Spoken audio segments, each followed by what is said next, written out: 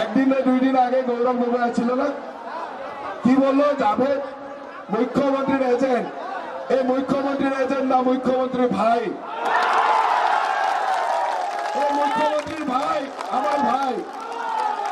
মুখ্যমন্ত্রীর খারাপ সময়ে এই সঙ্গে ছিল, ওই জন্য মুখ্যমন্ত্রীকে ভাই বলি মানে। আর মুখ্যমন্ত্রীকে বক্তৃতা রাখবো আপনার।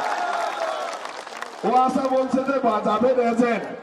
এজেন্ট না, এই সমষ্টির দায়িত্ব মুখ্যমন্ত্রী হিমন্ত বিশ্ব শর্মা হবেন। আপনারা জাভেদকে জিতান। আপনারা দায়িত্ব হইল জাভেদকে জিতান। জাভেদের জন্য এই সমষ্টির পুরা মানুষের দায়িত্ব হিমন্ত বিশ্ব শর্মা হবে। এই সমষ্টিতে অজস্র সমস্যা আছে, অসংখ্য সমস্যা আছে। আমি এখানে আসতে থাকি, আমি জানি। আর এই সমস্যা যদি সমাধান করতে লাগে তাহলে সরকার লাগবে।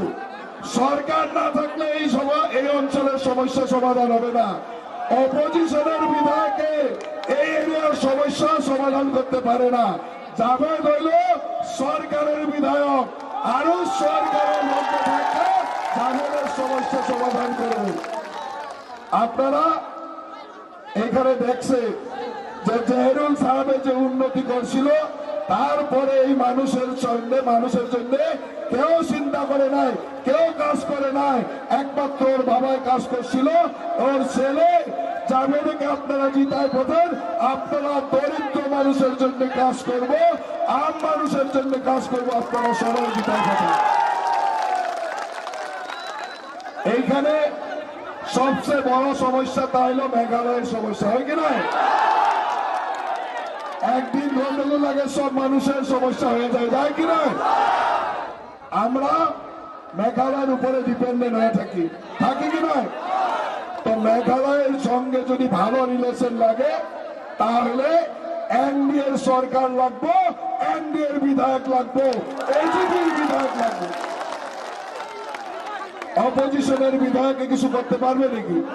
আজকে যদি মেঘালয়ের সিএম এর সঙ্গে আলাপ করতে লাগে, আমার এনডিএর এমএলএ লাগবো, এজিপির এমএলএ লাগবো, বিজেপির এমএলএ লাগবো, তাই করতে পারবো। ওই জন্য আপনারা একটা কথা মনে রাখেন যে আপনারা সবার সুরক্ষার জন্য, সবার উন্নয়নের জন্য ভারতীয় জনতা পার্টির নেতৃত্বে এজিপির সরকার, এজিপির সঙ্গে থাকা আমাকে বিধায়ক লাগবে। আর এই বিধায়কের দ্বারা এই অঞ্চলের উন্নয়ন করতে লাগবো কি নয়? আপনারা আজকে আমি বলে গেলাম, যত ভোট দিবেন অত অরুণোদয় পাবেন, এটা আমার দায়িত্ব। আমি দায়িত্ব নিয়েছি, যত আপনারা জাভেদকে ভোট দিবেন অত আপনারা সবাই